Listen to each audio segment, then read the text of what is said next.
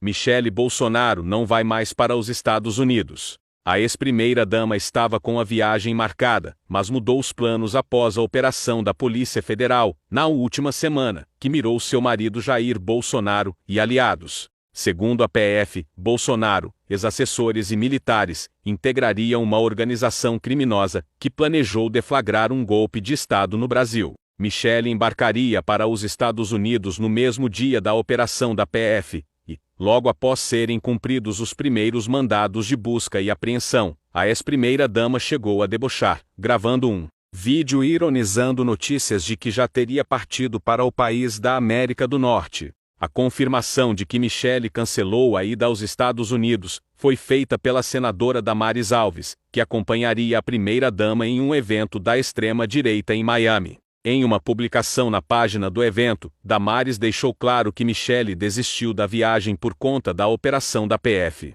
O ex-presidente Jair Bolsonaro, que está sendo investigado pela tentativa de promover um golpe de Estado no Brasil, afirmou, em entrevista à revista Veja, que está sendo perseguido e que o objetivo é retirá-lo de combate. Nesta entrevista, pela primeira vez, ele afirmou que seu objetivo é recuperar seus direitos políticos, assim como ocorreu com o presidente Luiz Inácio Lula da Silva, para disputar as eleições de 2026, sinalizando que não tem a intenção de transferir seu capital político. Pretendo ser candidato, disse ele. Bolsonaro também disse que a direita acordou e que poderá eleger 140 deputados e até 20 senadores. Entretanto, seu plano pode esbarrar na própria possibilidade de prisão. O então presidente Jair Bolsonaro cobrou, em reunião ministerial em julho de 2022, que seus auxiliares diretos agissem antes das eleições de outubro. Propôs a elaboração de uma nota conjunta com a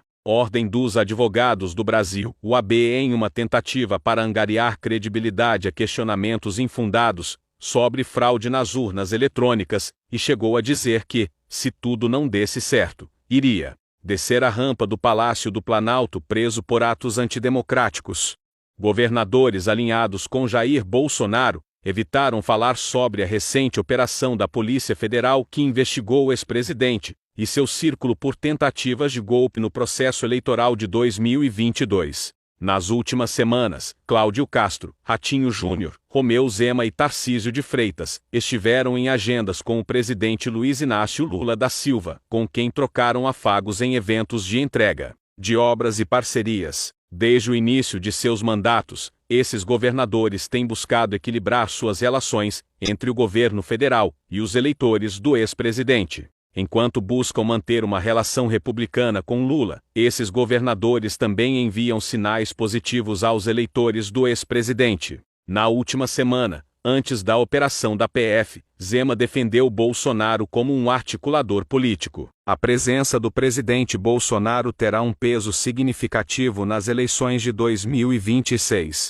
Ele pode não ser candidato, mas qualquer nome que ele endosse, com certeza, terá influência, afirmou Zema. Já Tarcísio e Bolsonaro mantêm uma relação próxima. No ano passado, o ex-chefe do executivo chegou a passar noites na sede do governo paulista, o Bandeirantes, em pelo menos 2 ocasiões durante visitas ao estado. Com Castro, houve um afastamento desde a eleição presidencial. Ratinho Júnior esteve com Bolsonaro em dezembro, quando o ex-mandatário recebeu o título de cidadão honorário do Paraná. Fugido nos Estados Unidos, o influenciador Bruno Ayub, conhecido como Monark, voltou a pedir a prisão do ministro Alexandre de Moraes, do Supremo Tribunal Federal, no último sábado 10. Ou vocês prendem o Moraes, ou ele vai prender todos nós, escreveu em sua conta no X, antigo Twitter. Monark surgiu como criador de conteúdo sobre jogos de videogame, mas furou a bolha no Flow Podcast, o pioneiro no formato MesaCast no Brasil, ao lado de Igor 3K. Seus embates contra o ministro Moraes começaram após ele defender, acompanhado do deputado federal Kim Kataguiri, a existência de um partido nazista. De alguém que se considerava de fácil diálogo com pessoas de todas as ideologias, Monark abraçou, e foi abraçado pelo bolsonarismo. Por causa das sanções dos patrocinadores ao Flow, devido à repercussão negativa de suas polêmicas, ele saiu da parceria com Igor e seguiu carreira solo, endossando fake news e corroborando o Discurso da extrema-direita em pautas como antivacina e suposições de fraudes nas urnas em 2022. Foi aí que começou a guerra contra o ministro Alexandre de Moraes, que preside o Tribunal Superior Eleitoral, que determinou o banimento das contas de Monark no YouTube, Twitter e Instagram, a fim de frear as desinformações divulgadas pelo influencer. Ainda sem aceitar completamente sua inelegibilidade, o ex-presidente Jair Bolsonaro e seus aliados têm um plano em mente, caso o sonho de reverter sua condição na justiça não se concretize: filiar o governador de Goiás, Ronaldo Caiado, ao Partido Liberal e lançar Michele Bolsonaro como sua vice. Segundo informações apuradas pela revista Veja, um aliado do ex-presidente destacou que, com Bolsonaro pedindo votos, essa chapa seria imbatível. No entanto, a mudança partidária não agradaria sua legenda atual. Ainda de acordo com a Veja, um cacique do União Brasil teria alertado que não seria fácil roubar o governador da sigla. Para tirar o Caiado daqui, o PL teria que brigar com a União. Não seria inteligente. Atualmente, o União Brasil tem aliança com partidos como PSDB, PDT, Avante e PP, garantindo a maior bancada no Congresso e no Senado Federal.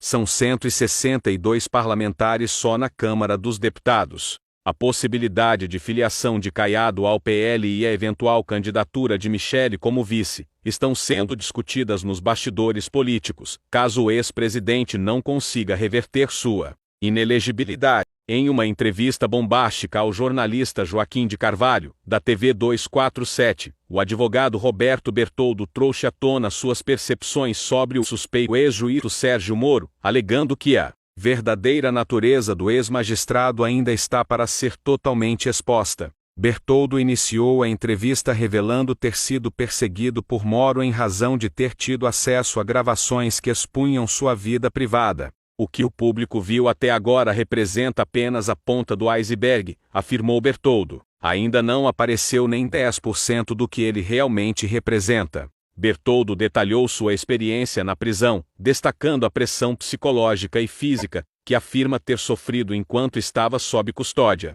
Ele também mencionou a manipulação de Moro em processos judiciais, incluindo o uso de órgãos públicos, para promover interesses pessoais.